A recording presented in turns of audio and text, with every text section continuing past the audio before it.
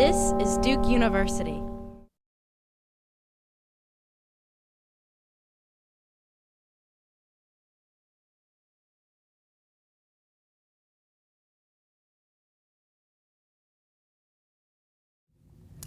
On behalf of the Fuqua School, I'd like to welcome you and thank you for taking the time to participate in this session. I am Fernando Bernstein. I'm faculty in the Operations Management area here at Fuqua. I've been here at Fuqua since 2000, and I'm currently teaching the Core Operations Management course for several of our executive MBA programs. And my area of research is mainly around supply chain management issues and also revenue management and retailing. Here with me is Anir Bhattacharya. Thank you, Anir, for being here. Anir is a graduate of the WEMA program of the year 2013, and Anir is a management consultant with significant expertise in online retailing, and he was a student of mine in the WEMA program, and he and I had several discussions on issues related to online retailing, as this has been a growing interest in my research agenda. So I invite you to participate in this session. Some questions have already been submitted in advance via email, and we'll take the time to discuss those questions here. You can also submit questions by tweeting using the Fuqua alumni hashtag, and we will try to address as many questions as possible in the session. So the purpose of today's discussion is to talk about online retailing and the efforts that online websites and online retailers are putting to personalize the customer shopping experience. So online retailing is growing at a rapid pace, and this is because the convenience of browsing products, of doing research about products, of shopping anywhere at any time is very attractive to customers. And so it is growing at a very rapid pace, and a lot of consumers are really engaging into online retailing opportunities. At the same time, with online retailer or shopping online, by shopping online, you lose the feel and touch experience that you get when you go to a store and you walk in, you look for products, you touch the products, you try them on, you talk to people, to salespeople there, and essentially what you're doing when you go to a store is you make your own selection of products that fit your needs, that fit your preferences, and start narrowing down that selection with the help of trying on the products or experiencing the products, with the help of salespeople that can give you advice on how you're looking or how that product is fitting your needs.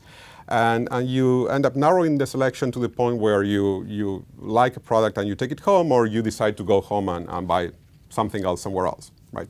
So much of this is lost in online retailing, and one of the things I've been interested in lately is to think about ways in which online retailers can personalize the customer shopping experience. So online retailers are armed with a lot of data. Okay, so every time any one of us goes online and we browse products and we purchase products and we read newspapers, anything we do online is tracked. And so retailers have a lot of data and collect a lot of data about what we do. And from there, they can infer our preferences or have some sense of what type of things we like, right? And so online retailers have all this data there, and the question is, can they use this data? Can they use this data to, in some sense, replicate the experience that you would get if you go to a store, a physical store, and interact with a salesperson, but through the online experience? And so data analytics is really becoming a central tool for companies, right, for online retailers. And I mentioned a New York Times article in the recorded video, and it's interesting there to read the growing number of companies that are entering into the space and finding creative ways of offering a personalized experience to customers. And there's one statement there that I really like that says, magic comes from data, really. So they live from the data they collect, and it's very important to make sure this data, they can get accurate estimates of preferences of customers from this data, and be able to segment customers and be able to tell what type of customers are shopping in their websites. So personalized assortments or personalized selections allows companies to personalize the online shopping experience, and in some sense they simplify the task of going over pages and pages of options by just narrowing down the search and helping the customer to look at products that potentially are closer to the customer's own preferences. And so there's a great opportunity for companies to use this data to do this narrowing for the customer, to help the customer in the selection process. And so this relates to a recent study that I conducted with a colleague of mine from Turkey and a former doctoral student that graduated from Fuqua. The three of us looked at or thought about this idea of assortment customization, not only from the perspective of helping the customer in the selection process and helping them by easing the job of choosing a product, but also as a way to increase revenues to the firm, right? And so what we find is that assortment customization allows a company to increase revenues by being able to better allocate the inventory they have to their customers. And so if inventory is limited and you have customers coming in, you may want to reserve, you as an online retailer, you may want to reserve products with limited amount of inventory for future customers who potentially have a very strong preference for those products and who may not buy anything if those products are not available. Okay, so this is all about really probabilities and the likelihood of buying products. So we want to try to maximize the likelihood that every single customer that comes in will find something they like, will buy it, will generate revenues for the firm. And so assortment customization has these two sides, right? So it helps customers to narrow their focus on what they may like, and it also helps the firm to increase revenue by better allocating their resources, their inventory. And so in our study, we use data from a Turkish company, and we find that revenues may increase anywhere from 1% to 3%, which is significant in retailing, by doing this sort of assortment customization. So in addition to the side benefits of personalizing the experience, we get this additional revenue that comes out of a better allocation of resources. So that's in a nutshell what I've been doing, and I will talk a little bit more about some of the research I'm doing in this area. But let me start addressing some of the questions we received via email and participating with Anir and his vast experience in this field. So let me first talk about a question that received from Mario, who's a former Duke Goethe MBA student of mine of the class 2010. And Mario was asking in his email, he was asking really about fairness, right? I mean, is this a fair process by the firm? So fair in the sense that the firm will be offering a particular set of products to one customer and potentially a different set of products to another customer, right? So if these two customers who may be potentially very far from each other, but if they could talk to each other, right, they would find that the product selection that they were exposed to is different. So is this a fair process, right? And my thinking of this is a very interesting question, of course, and my thinking here is that to offer personalized selection and doing assortment customization, the company has to have credible data, right? Has to be able to estimate preferences very accurately. And the idea here is that with all this data, they will offer a targeted selection of products. So ideally, the set of products that each customer is exposed to is maybe different across customers, but it's a set of products that is really within the set of product attributes that the customers may like. Yes. Right. And Fernando, I worked with a New York-based large retailer, and they are in the fashion apparel industry. And what we observed there is that when the organization is giving an option of 25 dresses instead of 50 dresses as an option, their sales are going up.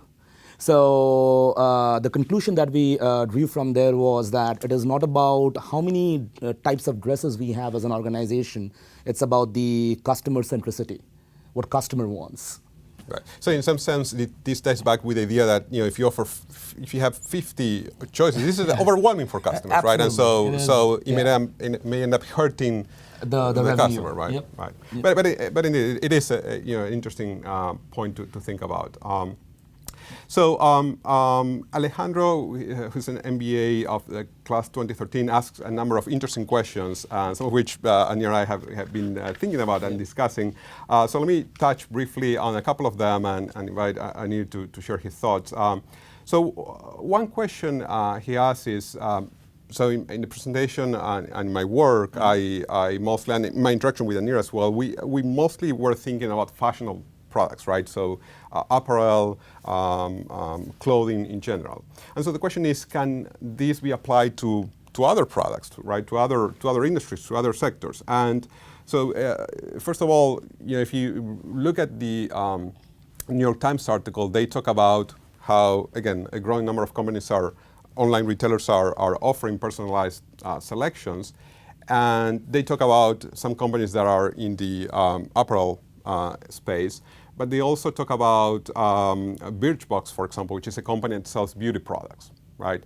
And they also talk about Club W, which is a company that there's a wine distributor that sells wines online, and they essentially try to learn about customers' tastes for wines and offer a product selection that will have the attributes that customers are looking for. So I think that this idea of personalization in online retailing can be applied anywhere as long as you have a market with customers that have different preferences for products, you have some sort of heterogeneity in the market where different people may like different attributes of a product, and where you can help them in narrowing the selection by offering a subset of the products, and in that way also, of course, be more effective with inventory. So Alejandro specifically asked about the home improvement industry. And so that got me thinking, right? And if you think about people living in different geographies, living in different weathers, having different skill sets, right? These are all attributes that are different. And so there is an opportunity for a company to cater to specific customers that live in regions or in climates that require specific things for their homes or for their work, or that have different skill levels and therefore may need to have more sophisticated tools or less sophisticated tools. So I think that there is a room to apply this idea of customized selections or customized assortments, as long as you can discriminate customers according to their preferences, right? And you worked a lot in many different industries, not only the fashion industry. Have you seen other places where this has a potential to be applied? Yes, Fernando, I have seen, and I have a couple of examples that I can share with you and the audience here. So one is, if you really see the food industry and the health science industry, they are converging, they have converged. And somebody who has, suppose, diabetes or high cholesterol, the way they are receiving, let's say, coupons, and I know it's kind of targeted marketing as well, it's very different than somebody who doesn't have high cholesterol or diabetes. So how they are becoming, these organizations are becoming smarter because they are analyzing the data. So that also gives them a shopping experience, has a personalized touch that, okay, somehow these companies are aware of my health situations, so what I will eat, healthy or not. The second example, which is very intriguing, is let's think of the grocery industry. A couple very busy, they do not have time to go to the store. They just go online, or one of them goes online and just says, okay, I'm going to pick up my grocery today at 6 p.m. And they provide very optimal input, like next 3 weeks I will be out, I have a newborn baby, or I have a twin, that's it. And then when they go or one of them goes and picks up the groceries, their cart is absolutely ready. So with those two inputs, they actually not only understood that, okay, what's the forthcoming weeks they're planning for, also they have seen the data with that shop for last 90 days or 3 weeks. Right. So that's now an extreme of personalization. You're really putting together the basket for the product, exactly. for the customer. It's right? like, it's intriguing. Right. So, and those two, and there are many examples, but those Right. two are very intriguing to me. Right, right. So in many of these examples, and we read that from some of the examples from the media, there is, in addition to the collection of data, and we're going to talk a little bit more about data and some work that I'm doing in that area, data collection and estimation of preferences and those things. But in addition to that, there is some of these companies ask customers to actually manually enter some of their preferences and talk about maybe their demographics or say something about their lives to help the companies, in addition to data collected online, to help the companies.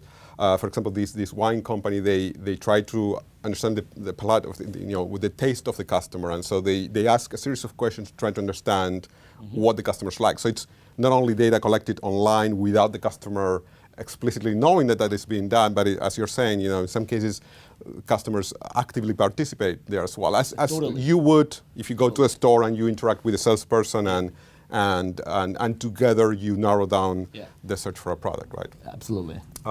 There's actually, before I go on with another question from Alejandro, there's a tweet that I want to bring up, and this is related to one thing we talked about yesterday, and so maybe it's a good point for you to share these thoughts. And so the question here is, what are your thoughts on Amazon's personalization, right?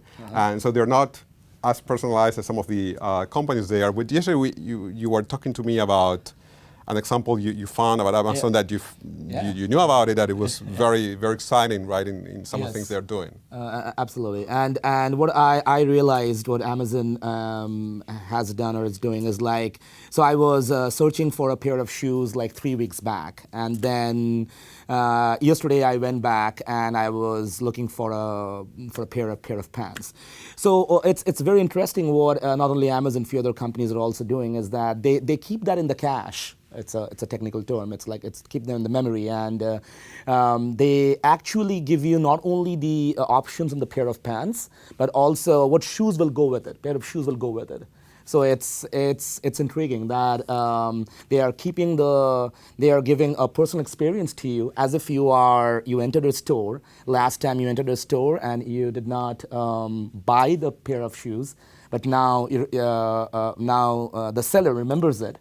Right. And now when I'm buying a pair of pants, they also give that option. It's kind of a physical store experience. Right, right. And you were telling me that, we all have interacted with Amazon one way or the other, and every time you go in, you see what you've been looking at in the last few days, and we're talking about a little bit on the side, but how even if you clear your history, the computers, these companies are able to track.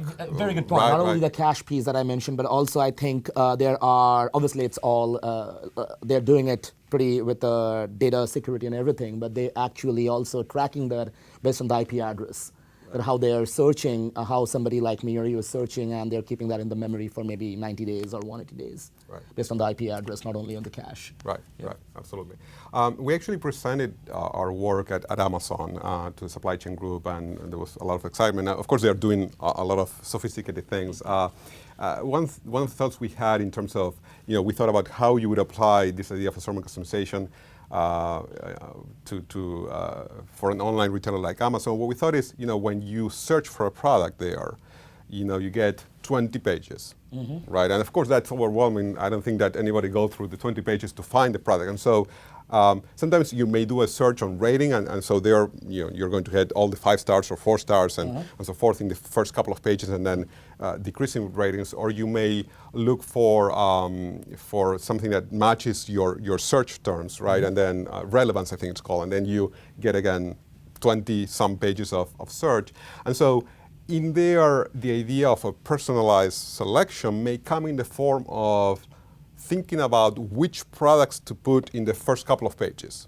Not that the other products will not be visible. Everyone perhaps will have access to that, but if you have to decide how to sort out the products among the 10 or 20 pages that you get of product offerings, maybe understanding what the customer likes may help the company decide which products to put in the first couple of pages, which are typically the pages where if you buy anything, it will be something in the first couple of pages or 2 or 3 pages at most, right? I don't think people go a lot beyond that, right? And they're optimizing the search. It's the search engine optimization is happening there. based on your preferences. Right. Yep. Right. Let me go to another question from Alejandro, and this is an interesting question that has to do with price discrimination. And the question is price discrimination easier with assortment customization? This is an interesting question, right? So price discrimination is you cannot charge different customers different price. That's illegal. Now here we're talking about personalizing the shopping experience, and so in principle we are offering different products to different customers, right? We think about a selection and we give a different selection to each customer. And so it would seem right to the point of what Alejandro is asking that there is indeed an opportunity to do a little bit more of price discrimination because you're essentially offering a different set of products to different customers, right? And there may be an opportunity to ease in this idea of price discrimination a little bit more easily when you are doing this, when you're doing assortment customization. And Fernando, what I have experienced is that it's if I really think about somebody logging in and spending a lot of time in social, and somebody who is not, right? So how do you differentiate the passion to buy something or being loyal to that brand or company? It's also like based on that social involvement, consumers are getting coupons. So coupon, is it, so when I use the coupon, I'm buying something with $10 and I'm not using the coupon. Somebody else, they're buying with $15. So is it like, it's cheaper, right? So right. It's another way of what Alejandro is asking is the price discrimination. discrimination. So in that company you work for, you talked to me a lot about how they actually use a lot of data based on social media, right? How much customers use social media, and they segment customers according to their use and whether they like the Facebook page of that particular company, whether they go to their store, maybe try something on and post it to Facebook. So there's a lot of that's another angle of this, right, as well. Yeah. So it's another angle where companies are not saying that it's a price discrimination. They're not saying that it's a discrimination. Right. It's saying it's social involvement. Right. Yep. And so you would want that customer to be happy because they presumably all their friends, will be exposed to. It's a very good point. Not only the friends and not only his or her own research. It's about the network that is being built there, at least on the friends. Right. Yeah. Right. So one other thing that I want to talk about, and this relates to some ongoing work that I'm conducting with a doctoral student, is something that I alluded to before. There is the idea of data analytics, right? So data analytics, estimating preferences, being able to segment customers is essential, because if you don't get the data right, if I don't know exactly what you like, or if I get it wrong, then things are not going to work well. I'm going to be offering something that, a set of products that you may not be completely satisfied with. So I think that there's a lot of data out there. The question is, are companies doing a good job in using this data, right? And so I am working currently with a doctoral student. This is ongoing work in which we're developing a set of tools that will allow a company to update estimates on preferences, and that means update an estimation of the likelihood that a customer will buy a particular product in real time. So every time as customers come in and shop, we're building a tool that will help a company use this data, integrate this data, and update the estimates of the likelihood of customers buying the products.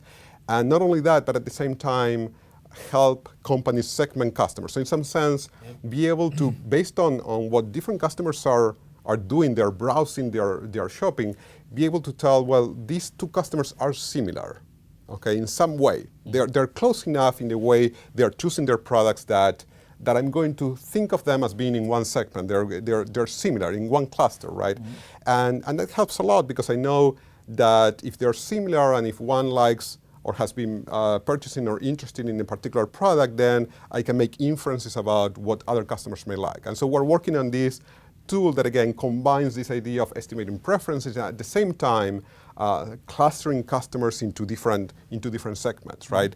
Based on how we perceive customers may be similar or may be dissimilar, right? In which case they would go to different segments. And so, but I think that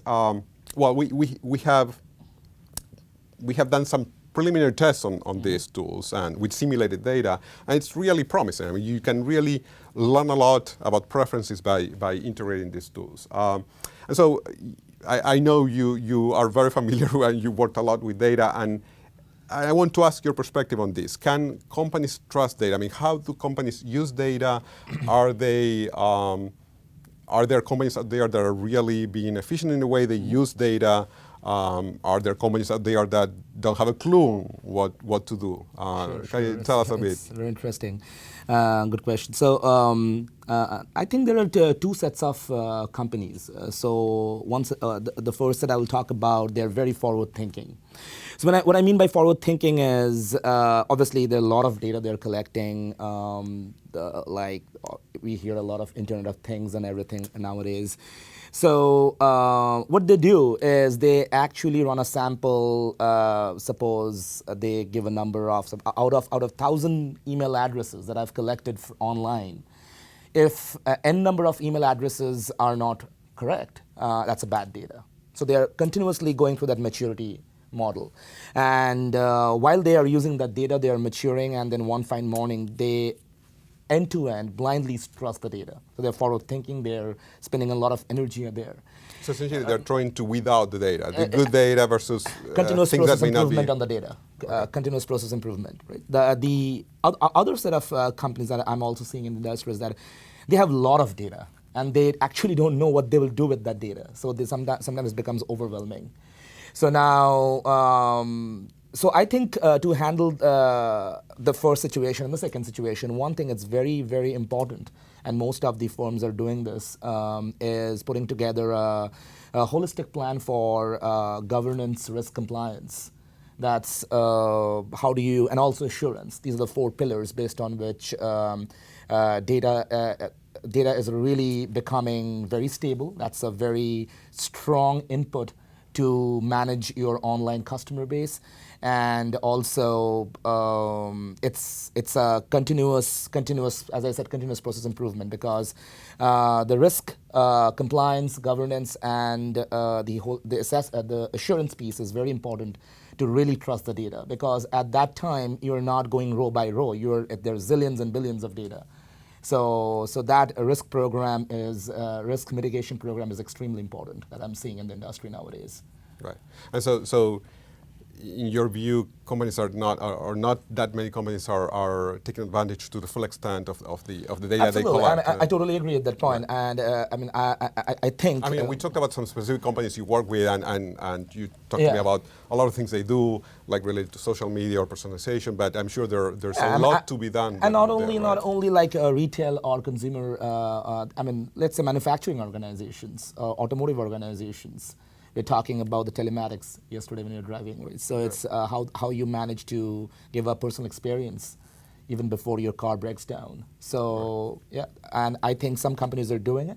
Some companies are still there. They need to do more, better job. Right. Right.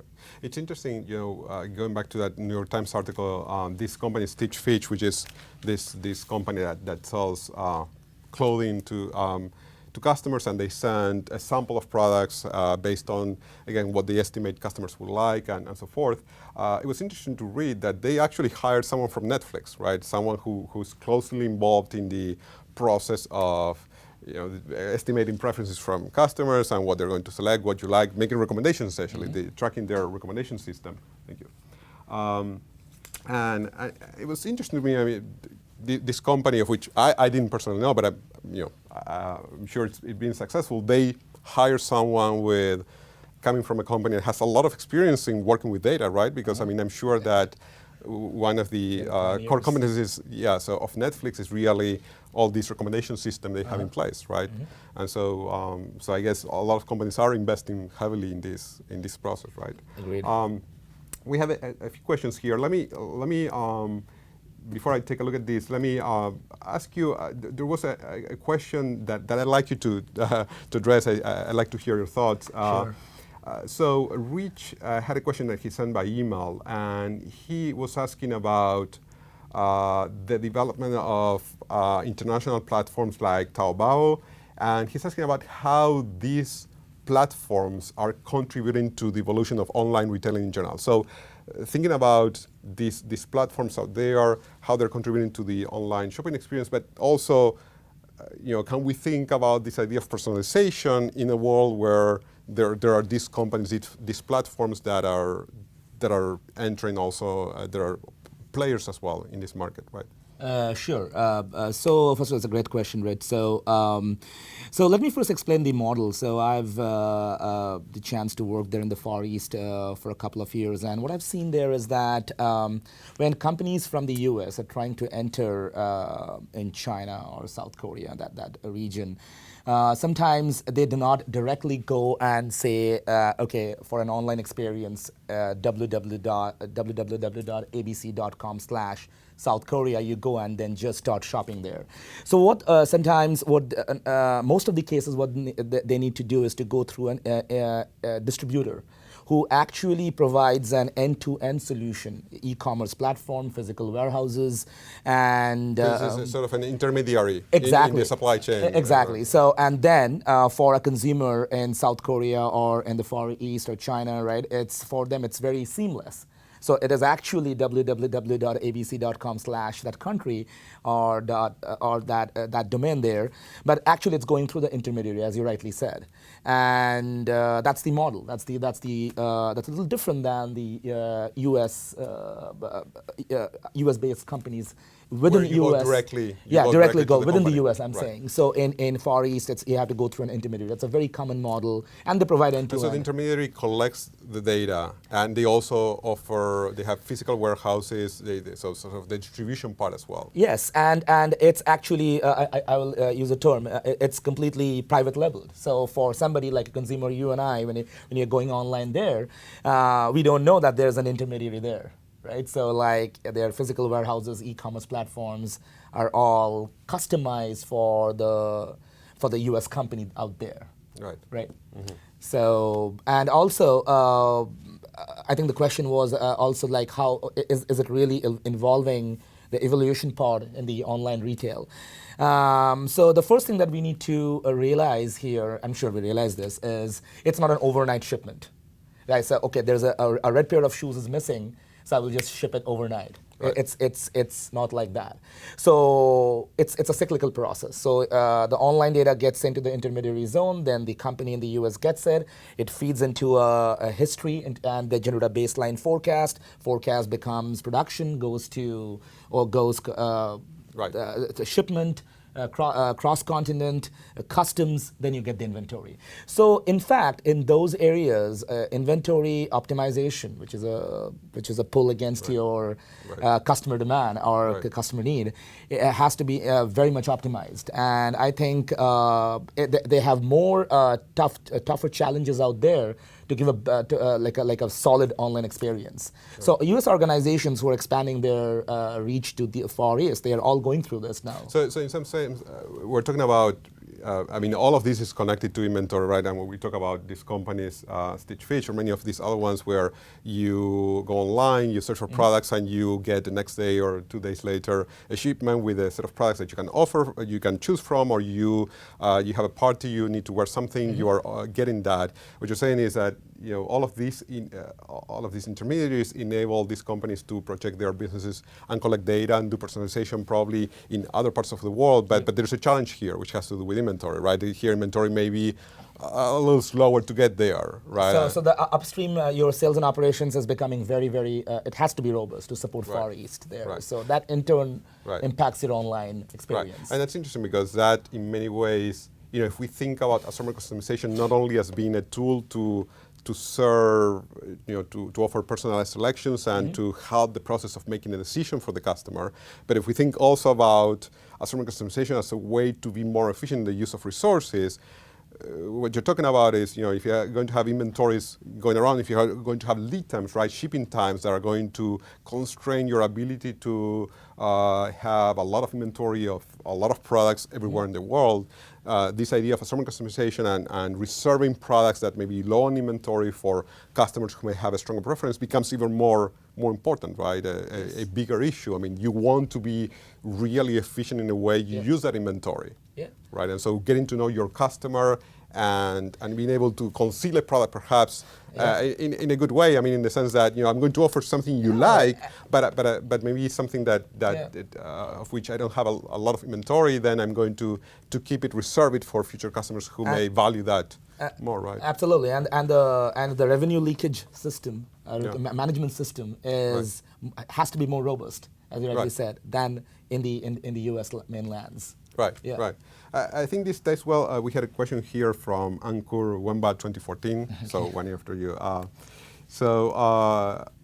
Ankur actually, I think, touches on this question as well. He says, some customization in a practical sense will need to work with the supply chain lead times, right? And so will the planning process be affected by this? And so yes, right? I mean, you need to have the right products in the right place to be able to offer that. And you taught us about postponement, right? Right. So sometimes. Good that you remember.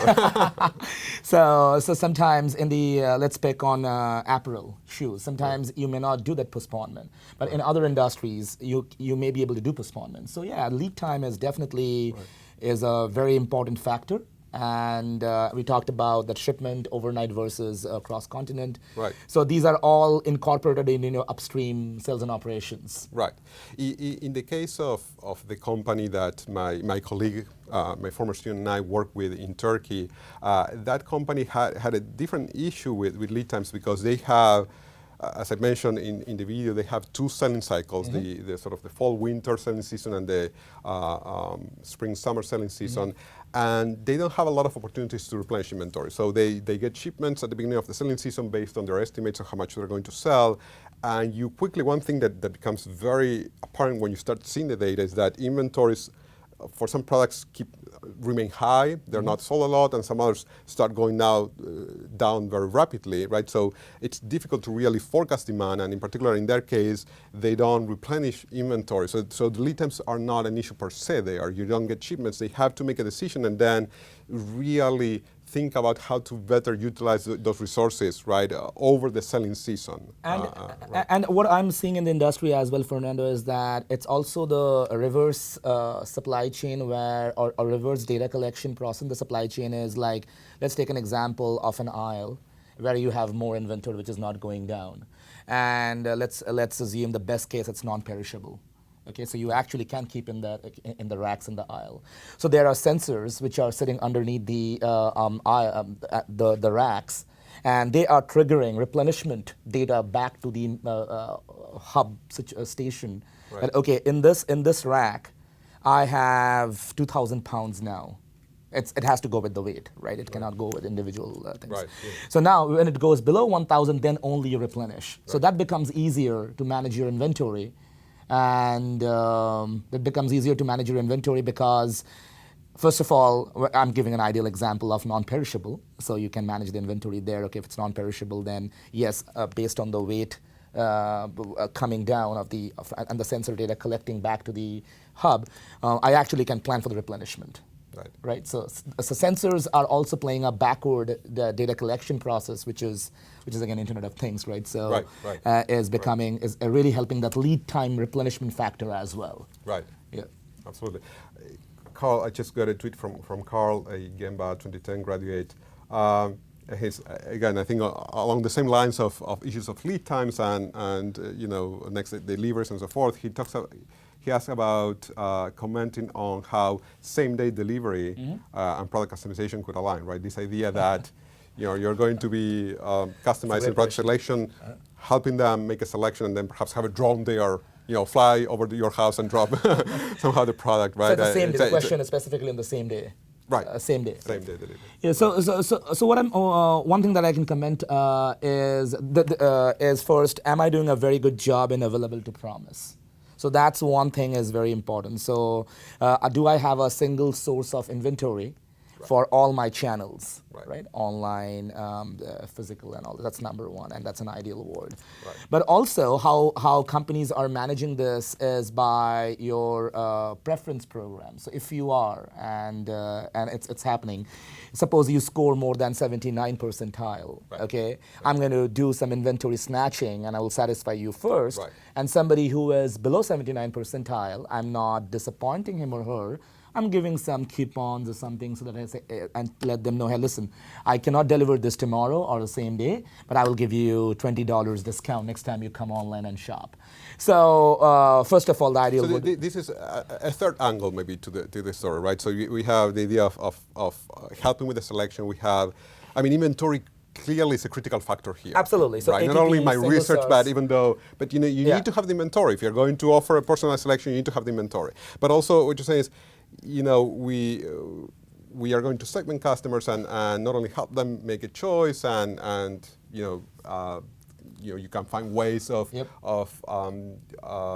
allocating your inventory efficiently, but also offer different delivery times according to how they're scoring based on how good a customer you think they will be and how much revenue they can bring to you in the future, right? Yeah, and they're continuously doing this analysis that if somebody who's scoring more than, in this example, 79 percentile or more, should I lose him or her and not satisfying on the same day?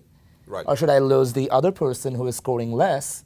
So where will be my, it's all about, again, the same thing, converging here, the revenue leakage management system, that how I'm managing my inventory, shuffling or stealing inventory here and there, right?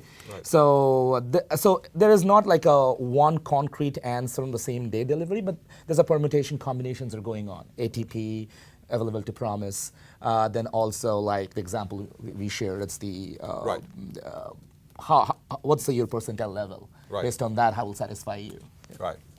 And also there is, in a recent conference, I heard people talking about how now, for same day delivery, you actually maybe get online and see something there, and essentially you go and pick up the product then in a physical store, right? So there's maybe a combination of the two channels as well there. Great point. Right. So order online and then pick up from the store is also an option. Right. So that's also same day delivery. Right. Yep.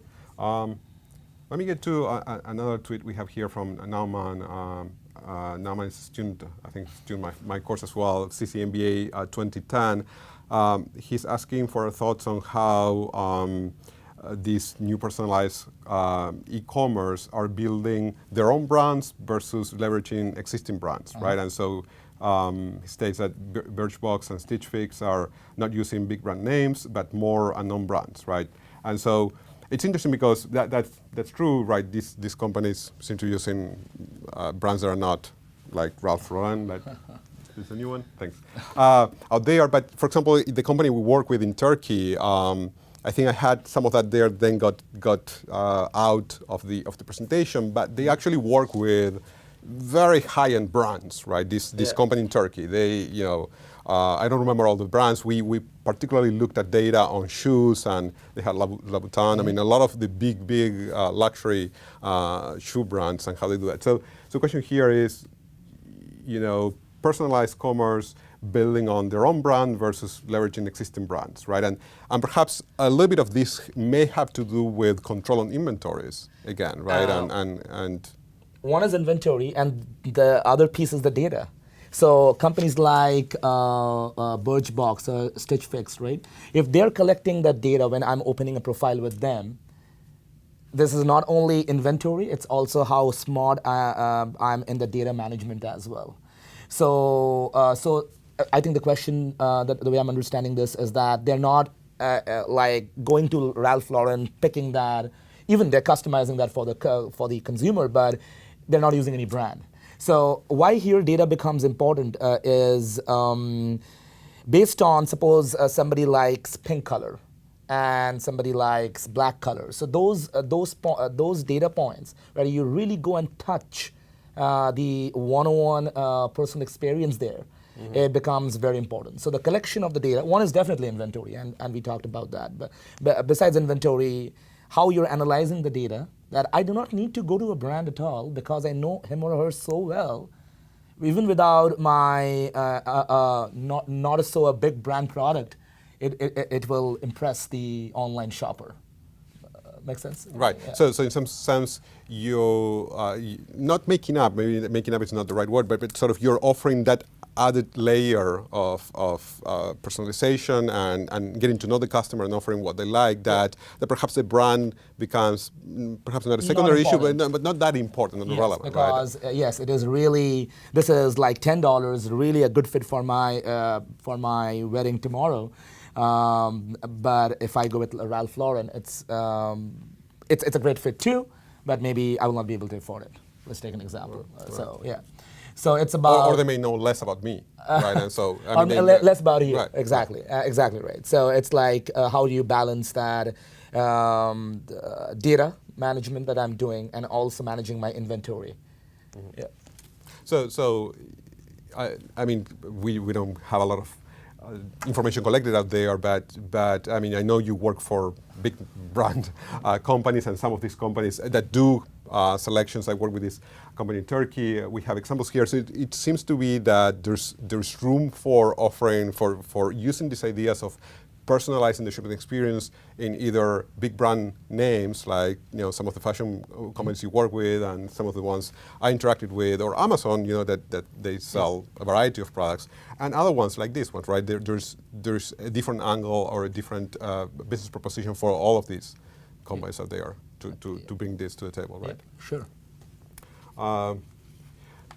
Here we have another tweet, and I don't know if I'm going to be able to venture an answer to this question, but Joanna, an MBA class of 2015, so I guess she's still in our program, asked about, can you talk more about the intersection of online and bricks and mortar? Is the latter dumped, right? And so let me get back. When I talked on the presentation, there are some of there companies, doing a lot of research into how much people are using online versus brick and mortars. It is growing. I think that 10% of people are buying, or they're projecting, a rapid increase.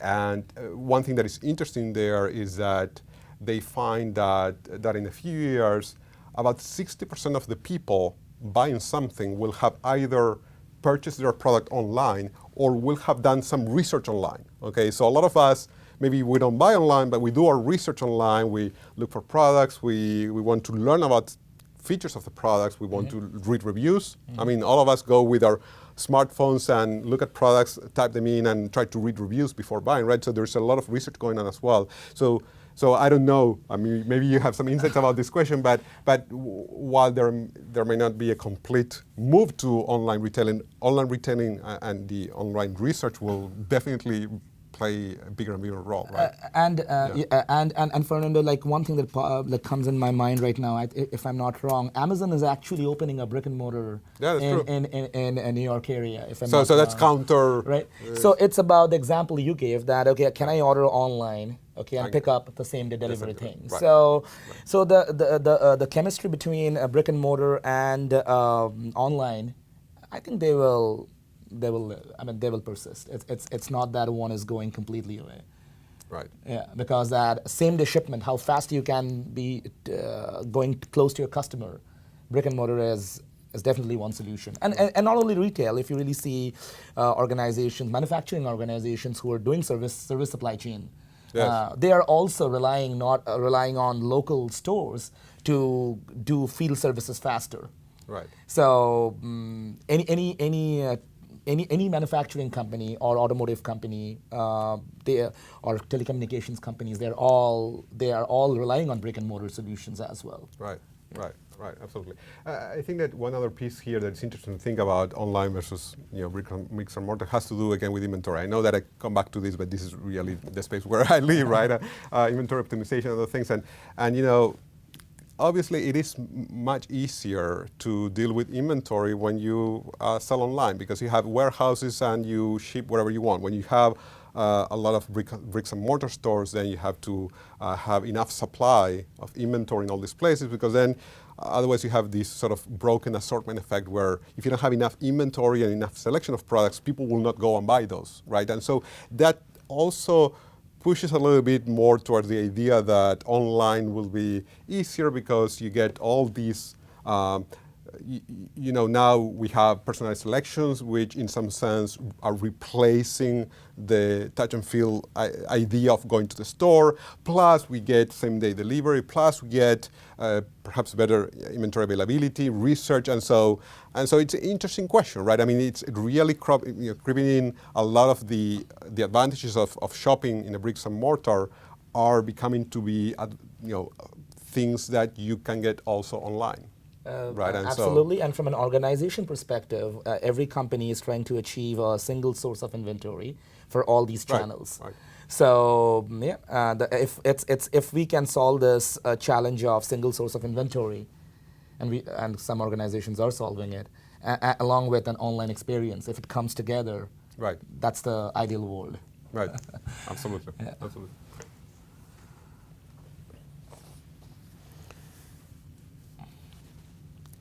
So there's another question from Iran. I think this is a friend of yours. Yes, Let's see. So do you think with more online personalization, more target online e-commerce will become popular? You know him, so you interpret the question here. So if I'm interpreting this question right, so with more online presence, personalization, more target online e-commerce will become popular than general.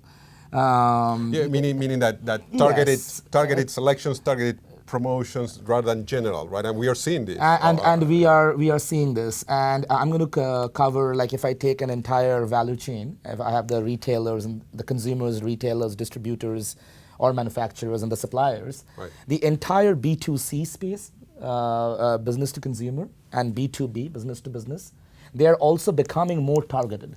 So to his question, I think when he says target online e-commerce, I think he's mentioning that I log in, and coming back to this topic we started with, is like some products may not be visible to me at all, right, based on my profile. I think that's already happening, and my gut feel is that will grow. So that the example I was giving initially, where like, should I give 25 options, an option of 25 dresses or an option of 50 dresses? When we saw that when I'm giving an option of 25 dresses, my revenue is going up. Right. That's exactly. That's a counterintuitive finding, but it goes along the way of saying, if you target the selection of products, you are actually doing good for the customer, not only helping them, but the decision process of deciding what to buy is complex, right? Yeah. And it's time consuming. It's time consuming as well, right? Absolutely. So there's research cost. Yes, there's a search, right, search cost as well. Right, yeah, right, absolutely. Well, thank you, Anir, for being here. It's great to see you again after a couple of years. Yeah. And thank you to everyone for being there online. And I'd be happy to chat further with people. You all have my email. You can go to my website. And thank you for your questions. And before finishing here, I want to remind you that our next faculty presenter will be Ashley Rosette in December, and more details will come in November from the alumni office. So thank you again. Thank you, Nir. Thank you, Fernando. Thank you. Talk to you soon.